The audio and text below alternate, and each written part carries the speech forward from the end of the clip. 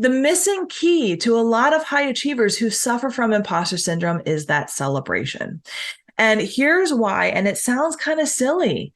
It does, but it's so critical. And so I constantly seek ways to go find my wins and keep them in an area where I can go read them. I can go read testimonials, what people have said about me. I can go see the things, tracking the things that I'm doing throughout the week to see how accomplished I am in being successful at what I'm doing. When I give myself the actual proof, it's really hard for my brain to convince me otherwise.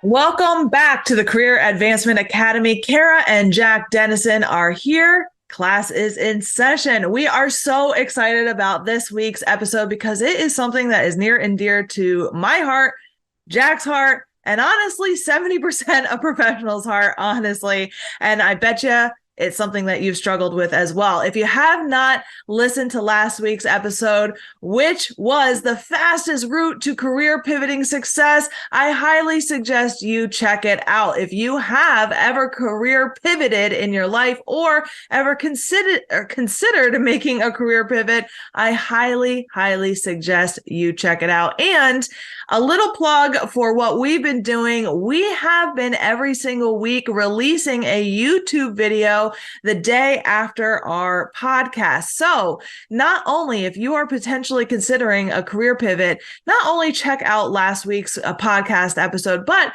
go check out our YouTube channel, Optimized Career Solutions on YouTube, where we also gave you the 5 key transferable skills that every industry is looking for. Maybe you have them, maybe you don't. I bet you do, but you're definitely going to want to check that out. So this week we are talking about, is there a hidden enemy holding you back in your career? And spoiler alert, we're going to be talking about imposter syndrome. Oof.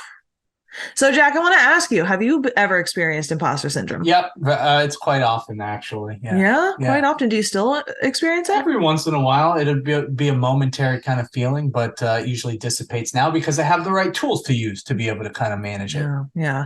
I've definitely experienced imposter syndrome, and it still creeps up every once in a while. Let me ask you, Jack, when does imposter syndrome creep up for you? Usually in a moment where you're needing to either be an expert, subject matter expert, or speaking with somebody who might have a really high type of status that you might believe might be above you, or potentially having a conversation in a realm that you're not necessarily as comfortable or That's for you? Yeah, I think for me. Okay.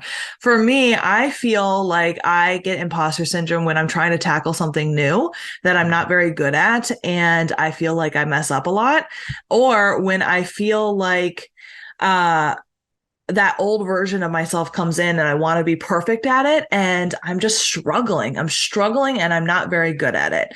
So one of the things that we're going to kind of go over is, what exactly is imposter syndrome? How are some tools that we can overcome imposter syndrome?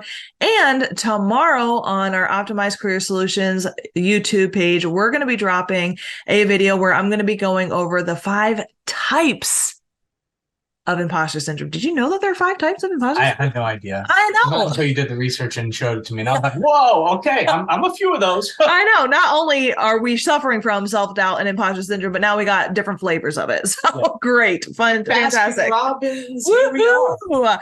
So it's really kind of interesting when what I always kind of say is that awareness is the first key, right? So when you are aware that you have imposter syndrome or the types of imposter syndrome, that's the first step, right? You can kind of notice when it's creeping up. And sometimes that's really the only thing that you need to do first and foremost. But awareness, then you can start tackling and figuring out ways to overcome, which is really exciting. So yeah, imposter syndrome's tough. What exactly is imposter syndrome? Well, we can just go by the basic definition, which says imposter syndrome is a psychological pattern where individuals doubt their accomplishments and fear being exposed as a fraud. Right. So really the common signs of imposter syndrome is constant self-doubt, It's attributing your success or your achievements to luck, and you fear being exposed, right? So really this kind of relates back to the Dunning-Kruger effect. I talk about this in the YouTube video tomorrow, but what that is that we really attribute the success and achievements to others towards their hard work, right? Like, wow, Jack, I'm so proud of you. Congratulations for doing that hard thing. You worked so hard.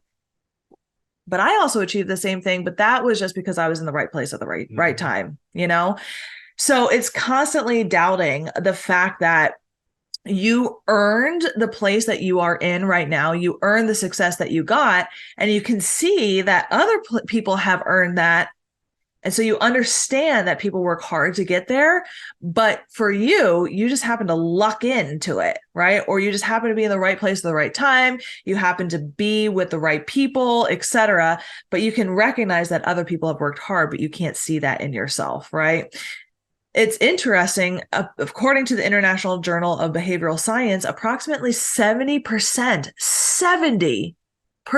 of people experience imposter feelings at some point in their lives. And that number goes up if you are a woman or a person of color. And the reason why that goes up for a woman or a person of color is because of the economical, sociological, and all of the other obstacles that they have to overcome already, right? So because there's already so many obstacles to overcome in order to achieve success or achieve a result, it feels that much more insurmountable, so that when you do get it, it feels like, ooh, do I even belong here? Do I even deserve this? Maybe I just got here on luck or merit, or not merit. What do you think attributes that? Because it seems to be something that affects usually high achievers. Mm-hmm. It is typically because, from what I have experienced working with a lot of high achievers, what I have found when it comes to self-doubt, imposter syndrome, I personally, now this is not a study, but this is what I personally think when it comes to imposter syndrome.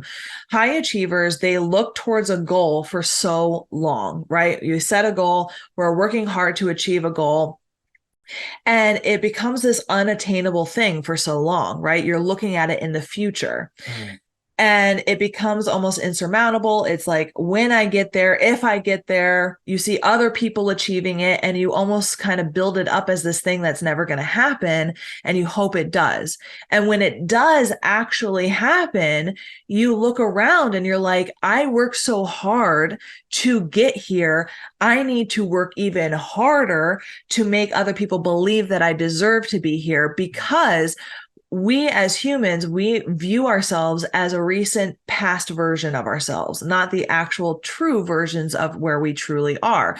So when we actually do achieve that result, we're still in that past version mindset of ourselves, who is still trying to achieve that, right? So the reality is we're already there, but our mindset is, oh my God, I still need to get there. So there's a disconnect, right? So, just to encapsulate this for those listening. So what you're saying is, you will already be at the finish line. Yeah. But your brain still thinks you're at the hamster wheel trying to get there? Exactly. Whoa. Exactly. And so you can see other people at the finish line and you're like, good job, great job. They did such a good job. But your brain doesn't see you at the finish line. And so you still have to work that hard, or you still feel like you're on that hamster wheel to prove that you deserve it. I guess that's kind of what leads to burnout. Yeah, absolutely. Wow. Absolutely. So if you do get it, you're like, oh, well, it's just because of luck or whatever, right? And so how do we overcome that? I have a way that I feel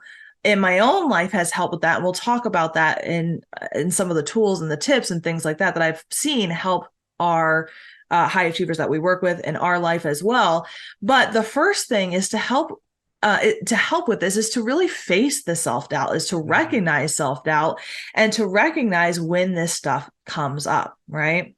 I think that's really important, because I think for myself, I don't even recognize it until it's too late, right? Sometimes you just notice the after effects of what happens, and it's like, oh my gosh, what happened? And then you go back and you reflect on it, and you're like, oh wow, I was kind of overthinking things. I was kind of a little apprehensive to kind of take on challenges, right? Mm-hmm. And you have maybe even some fear of failure, like you mentioned, kind of baked into that cake. And so I guess from that standpoint, really facing and understanding that self-doubt, you can then move forward from there. Absolutely. And why this is so critical, right? So before we get into facing the self-doubt, on overcoming imposter syndrome, all that other stuff, is because letting your life be run by imposter syndrome, consistently recognizing success and achievement for other people, but continually downplaying the success and achievement of yourself,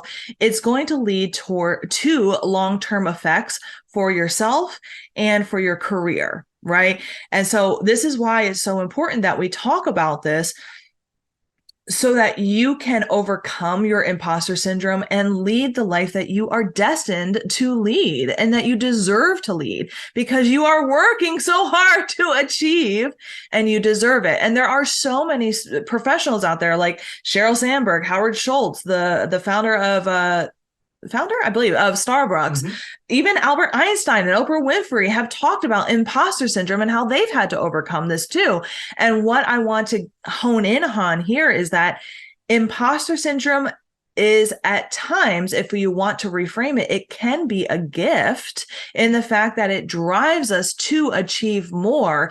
However, it can hinder us, because if we continually get on this hamster wheel, as you put it, it will lead to long-term effects like lack of confidence, missed opportunities, increased stress and anxiety, and complete unhealthy mental habits, and as well as unhealthy physical habits, right? As we are driven by a unhealthy motivator, which is this imposter syndrome, instead of a healthy motivator, which is recognizing our success and achievement for what it is, and then going out and getting more of it and more opportunities, instead of an unhealthy motivator, which is this fear, right?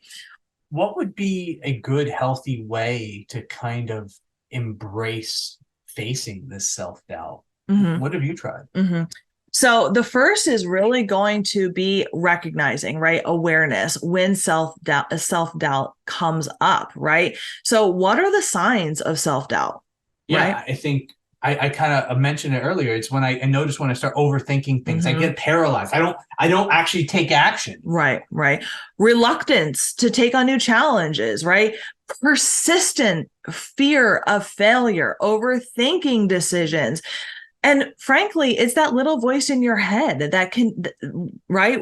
Listening to that judge voice that says, you can't do this, you can't do this. And you know that you have two voices. You have an inner knowing voice that says, yes, you can. Yes, you can, right? So really recognizing when that self-doubt comes up, that's going to be that first thing. Other kind of ways that imposter syndrome presents itself is when you're comparing yourself to others, right?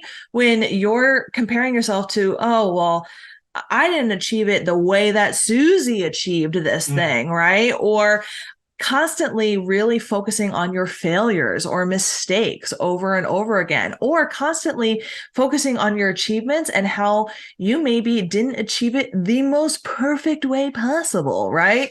So all of these ways, and I'm speaking from experience because I was driven by comparison, perfectionism, previous failures, fear of failure, all myself before. So the first and foremost thing is recognizing when these things are happening and taking up a lot of your brain space, right?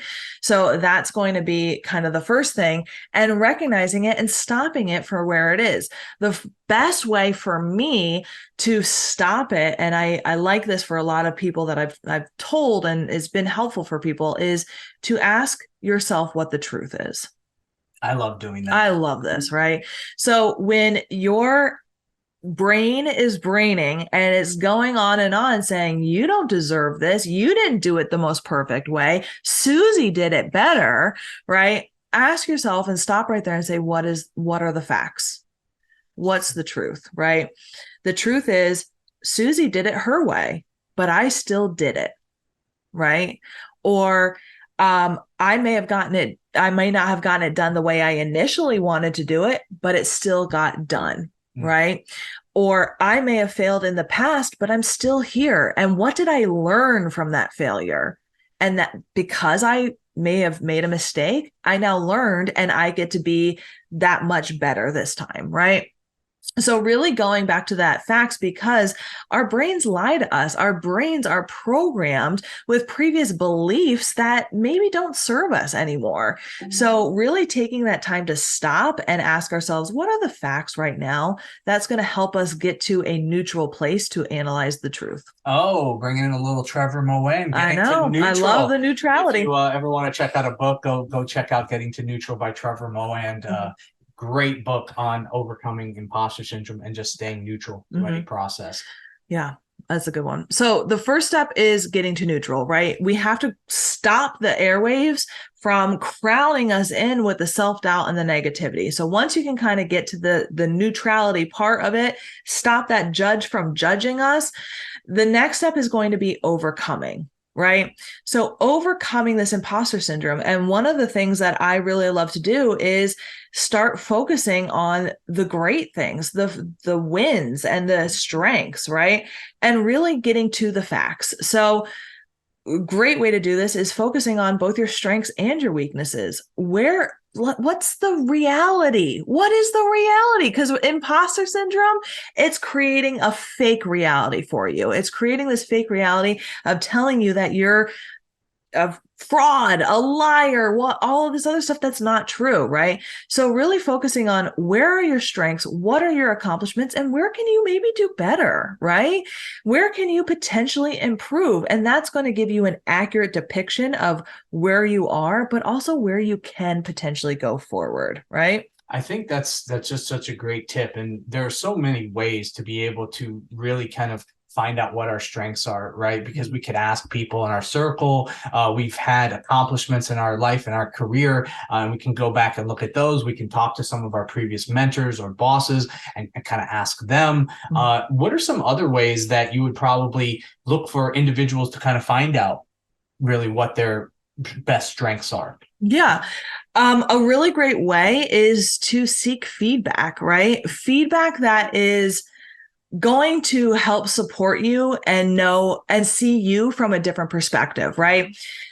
I love getting coaching, right? Now, obviously we are coaches and so we're going to advocate this, but we have coaches ourselves. Multiple coaches. And the reason why is because coaches are one of the best ways in order to get a mirror image of yourself, in order to see yourself from a impartial light, right? A coach is going to be that person who sits in that passenger side. You're driving, but they're sitting in your passenger seat and they're there to help you and to help navigate, right? So they're going to be the one that helps you see yourself for who you truly are and helps kind of shift that trajectory, right? If you're not looking for a coach right now, totally fine, right? I would seek out feedback from mentors, from your network, from friends and family that you trust. Here's my caveat though. If you would not take the advice of that person, then do not seek their criticism. Okay. So if you would not go and you would not get their advice on finances or career or whatever, because you don't agree or you're not in alignment with how they live their life or whatever, don't go and seek their criticism. So that's just something to keep in mind when it comes to boundaries. And we don't want people to go and rip you apart and make you feel even worse about yourself. Okay. That's the first thing. The last thing that I want to really hone in on is one of our secrets to success when it comes to overcoming imposter syndrome. Is something that, kind of came to me one day and we started implementing for ourselves and we implement with our clients. And I've been talking about a lot and it seems to help us overcome imposter syndrome.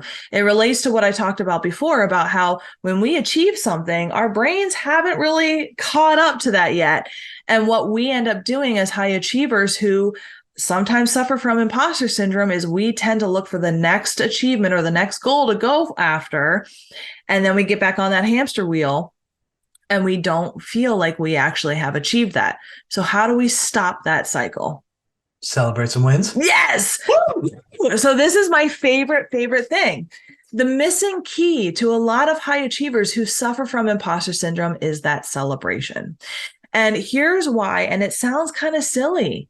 It does, but it's so critical. It's so critical because a lot of times high achievers do not take the time to do this.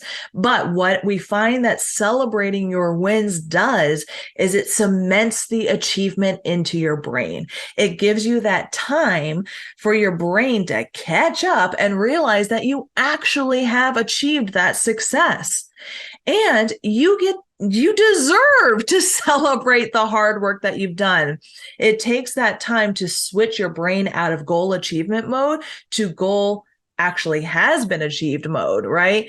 And you deserve that celebration. There's a little bit of gratitude and joy that comes into celebrating. Plus, when you start celebrating your achievements, you get more comfortable talking about your achievements, right? And there's something that people who suffer from imposter syndrome have, which is they don't feel comfortable talking about their achievements.